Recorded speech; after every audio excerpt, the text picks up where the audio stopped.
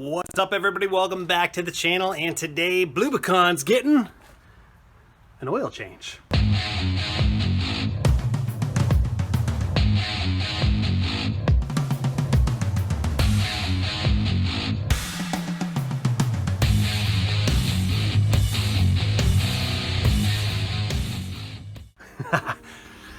Man, what's so interesting about an oil change today? Well, I have decided to change my ways. I have been a very dedicated Mobil 1 user for basically the whole life I've had this Jeep, since about 32,000 miles.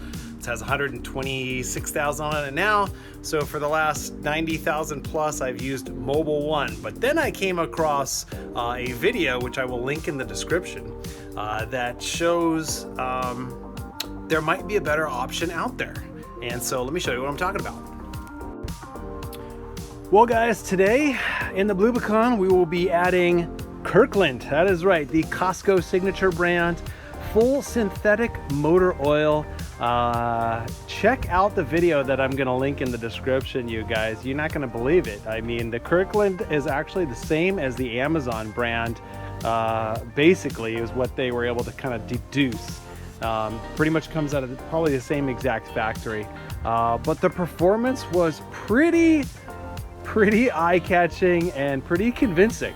So for the cost between the Kirkland and the cost of the Mobil 1 full synthetic, I think we're gonna give this a try and see how it goes. So let's get started.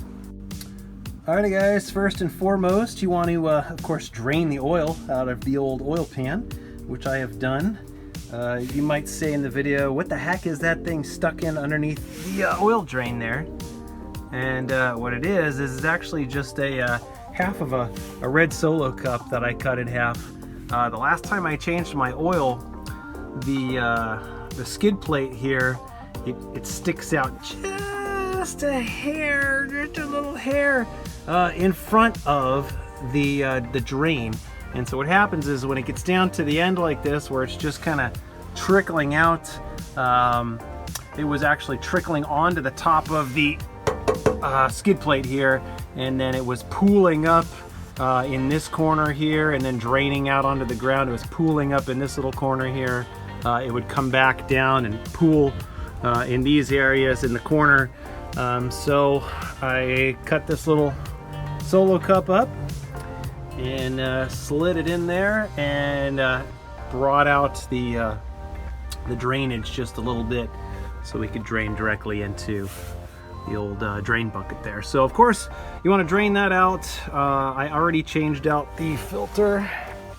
I only use Mobil filters. So we got the new filter. Of course we changed out the filter ring as well.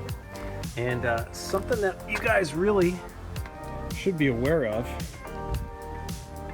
So the oil filter housing, you can't really see it here, but it's actually connected down to the oil cooler unit as well. That is one of the pieces of this Jeep that tends to develop a lot of leaks, and unfortunately one of the reasons why is this filter housing is plastic, and what happens is people will over torque this little 24 millimeter head here. And what happens is you take it into Jiffy Lube, they don't know, they just torque it down. They don't realize this is all plastic. And what happens is they can develop a little crack, and then you'll get a crack there. You can get a crack on the underside of the oil cooler. You know, that is just one of the main culprits that we have seen in this situation. So when you guys are doing this at home, make sure, number one, that when you take this off, that you don't, you know, yank on it too hard. Make sure you take it off nice and slow and easy. Don't over torque the crap out of it. You know, you don't want to crack this thing. And same thing when you're putting the filter back in, don't torque this down to some crazy 150 pound torque. You don't need that. You just have to get it snug and then maybe an eighth of a turn. That's about it. So that's what I do. I've never had an oil leak on here. On my oil cooler, 126,000 miles, it's still going strong. So remember that. All right, so the one thing that I really don't like about the Kirkland brand here is it comes in a box with 10 quarts, okay? So you've got your box here. This is your full synthetic. It's a 2-pack of 5 quarts.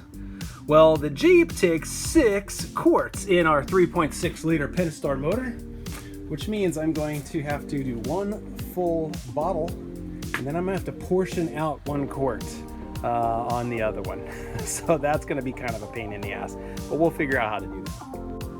Alrighty guys, well, we have our sacrificial cup here. This is a 16-ounce plastic cup. Got 32 ounces in a quart. So, just need 2 of those and fill her up. Alright guys, well that's it. Don't forget to put your oil cap back on there. Where'd it go? There you go. Make sure you get the oil cap on. Make sure you replace your oil filter. Don't forget to button everything up underneath. Make sure that you're good to go, ready to go. And for heaven's sake, before you drive away, clear all the crap out from underneath your car. You don't know what you might run over. So there you have it, guys. Easy peasy oil change.